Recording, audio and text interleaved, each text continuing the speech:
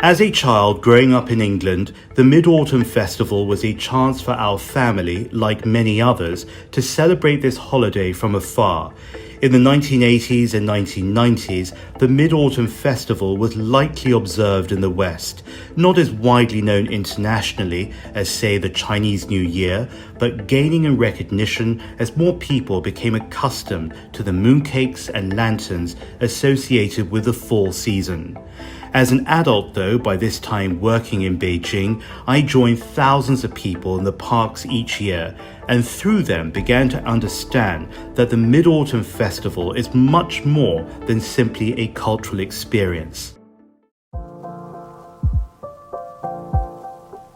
The Mid-Autumn Festival is celebrated around Asia, and while each country has its own traditions, it often involves light, family, and culinary delicacies. In South Korea, they call the holiday Chuseok, or Autumn Eve, and they celebrate by traveling home to see their families, a bit like Thanksgiving. In Sri Lanka, where a full moon day is known as Poya, the festival is crafted around Buddhist traditions, which is why millions of people visit temples during this holiday. And in Vietnam, yet another part of Asia, Mid-Autumn Festival is Tết Trung Thu, or Children's Festival, because of the emphasis on our youngest generation. But the festival has its roots in China, and that is why Zhongqiujie combines many of these customs. In parks, girls and boys carry their own lanterns, while families enjoy intricate displays of much larger lanterns that have been designed and created year-round just for these few days. And of course, the mooncake, round in shape to resemble its lunar origins, and now available in many flavors and textures. But what's the greater significance of all these traditions? For that, we need to go back in time. The spiritual aspect of the Mid-Autumn Festival comes from the goddess Chang'e, who according to Chinese mythology flew to the moon after drinking a potion, an elixir of immortality that was given to her husband, Hou-yi.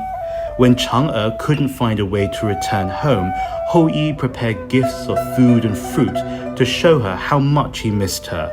And so, the legend goes, when the Chinese people look up at the moon, they believe the shadow is Chang'e.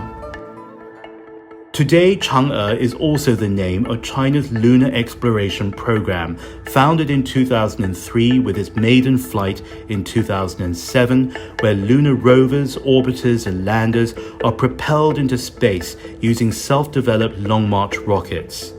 So there are ancient and modern associations with the Mid-Autumn Festival, and the many countries that celebrate it are not only in Asia, but through the 50 million Chinese diaspora from San Francisco to Sao Paulo and Bangkok to Bamako. It may have begun in China, but the Mid-Autumn Festival is an example of the globalization of culture and how we're unified by these traditions and values as the world gets smaller and closer. I'm James Chau. Join us through this week on the China Current as we celebrate the Mid-Autumn Festival with you.